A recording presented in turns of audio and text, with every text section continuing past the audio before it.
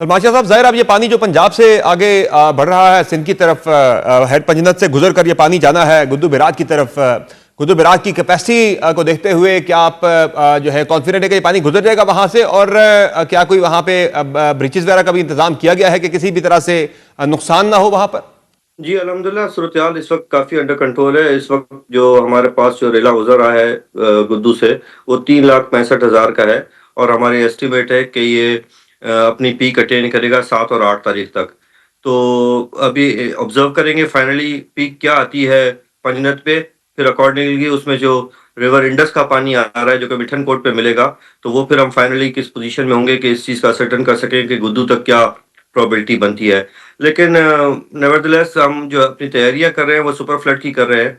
उसका रीज़न ये है कि हमने अपने जो गार्ड्स को है उनको लोअर डाउन नहीं करना, क्योंकि ये जो क्लाइमेट चेंज की वजह से कोई भी एब्रप्ट फिनोमेना हो सकता है, सिस्टम डेवलप हो जाते हैं बड़ी जल्दी। और फिर ये जो पंजनत के बाद जो 2 दिन का ट्रैवल टाइम है जिसमें जो हमारा कोई सुलेमान रेंज के जो हिल टॉररेंट्स हैं वो बड़ा इफ़ेक्ट डालते हैं। दो इतनी कोई सीवियर अभी फ़ोरकास्ट तो नहीं है, लेकिन फिर भी तैयारी हमने जो है उसी हिसाब से करनी है। और इसके साथ साथ ये बताइएगा कि जो कैपेसिटी है गुड्डू बिराज की, उससे अगर पानी ज़्यादा आ जाता है, ज़ाहिर अभी तो उससे कम ही पानी गुजरने का इम्कान जाहिर किया जा रहा है, लेकिन अगर पानी बढ़ जाता है तो क्या है इंतजाम वहाँ पे ब्रिजेस के हवाले से कि बिराज को नुकसान ना पहुंचे? ये सिचुएशन का हम सामना कर रहे थे जब हम 2010 के फ्लड को फेस कर रहे थे। तो उस वक़्त जो है वो यही था कि पानी 12 लाख, साढ़े 12 लाख पता नहीं कितना पानी आ रहा है। इसी तरीके से जिससे आजकल अनसर्टेनिटी है, उस वक़्त भी अनसर्टेनिटी थी। बहरहाल उस वक़्त तकरीबन 11 साढ़े 11 लाख का पानी गुज़रा था। अभी भी ऐसा कुछ इससे ज़्यादा मतलब पानी आने की उम्मीद नहीं है, जो हमारी डिज़ाइन कैपेसिटी है। अनफ़ोर्सीन तो कुछ भी हो सकता है, लेकिन बहरहाल विदिन डिज़ाइन कैपेसिटी के अंदर है। जहाँ तक ब्रीच डालने का ताल्लुक है, तो सिंध की टोपोग्राफी इस चीज़ को अलाउ नहीं करती कि हम कोई अपने डिज़ाइन ब्रीचिंग सेक्शंस बनाएँ। उसका सही। रीज़न ये है कि हमारे पास जो ग्रेडिएंट है वो बहुत शैलो है, बहुत लो है। अगर मेरे फिगर सही याद है तो शायद 1 फीट पर 1 माइल ऐसे कुछ बनता है या 1 फीट पर 1 किलोमीटर है। सही। अनलाइक पंजाब या अनलाइक नॉर्दर्न पाकिस्तान जहाँ पे बहुत जो है वो जो वो है वो बहुत शैलो नहीं है बल्कि स्टीप है वहाँ का ग्रेडिएंट। सही। पानी जल्दी निकल जाता है, तो इसलिए हमारे पास वो फ़ीज़िबल नहीं है। हमें हर सूरत में अपने बैराजों को स्ट्रेंथन करना होता है, हमारे बंदों को स्ट्रेंथन करना होता है। तो अल्हम्दुलिल्लाह जो 2010 के फ्लड के बाद जो डिज़ाइन कैपेसिटी के से भी फर्दर उसको एनहांस किया गया था, लेकिन क्योंकि डिज़ाइन कैपेसिटी का मतलब ये नहीं होता कि इससे ऊपर गुज़र नहीं सकता, उससे ऊपर भी गुज़र सकता है। अभी आपने पंजाब में भी देखा होगा, या अल्हम्दुलिल्लाह उन्होंने भी जो है काफ़ी अपने डिज़ाइन कैपेसिटी से बियॉन्ड अपने सिस्टम के जो थी, उससे पानी को गुज़ारा है। तो हमें भी उम्मीद है कि इंशाअल्लाह ताला उससे ऊपर ही पानी गुज़रेगा, लेकिन ऐसा कोई पानी का रेला बड़ा आ नहीं रहा करंट सिचुएशन में।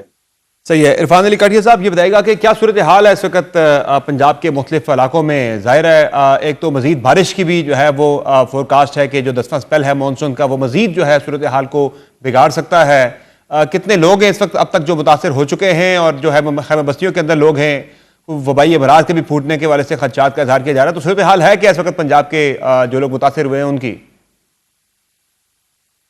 जी बिल्कुल, ये इस वक्त हम अपनी पंजाब की तारीख का सबसे बड़ा सैलाब जो है उसको पंजाब गवर्नमेंट पूरी तरह से उसका सामना कर रही है। और अपने लोगों के साथ आप देखेंगे chief minister Punjab daily basis पे तकरीबन आधा दिन वो सैलाब मुतासरा इलाकों में गुजार रही हैं।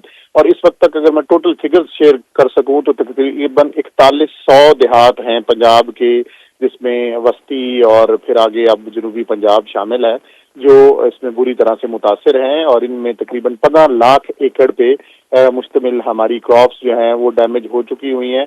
और इसी तरह हमने ये अपनी तारीख का सबसे बड़ा रेस्क्यू ऑपरेशन, ये रेस्क्यू 1112 और पाकिस्तान आर्मी के ताउन से पंजाब गवर्नमेंट ने इसको और पीडीएमए पंजाब ने लुक आफ्टर किया। इस वक्त जो हम टोटल इवैक्यूएट लोगों को कर चुके हैं वो तकरीबन 18 लाख लोग हैं। और इनमें से तकरीबन 66,000 लोग 24 घंटे वो हमारे जो एस्टेब्लिश्ड रिलीफ कैंप्स हैं, जिनकी तादाद तकरीबन 450 के करीब है, उनमें क़याम पजीर हैं।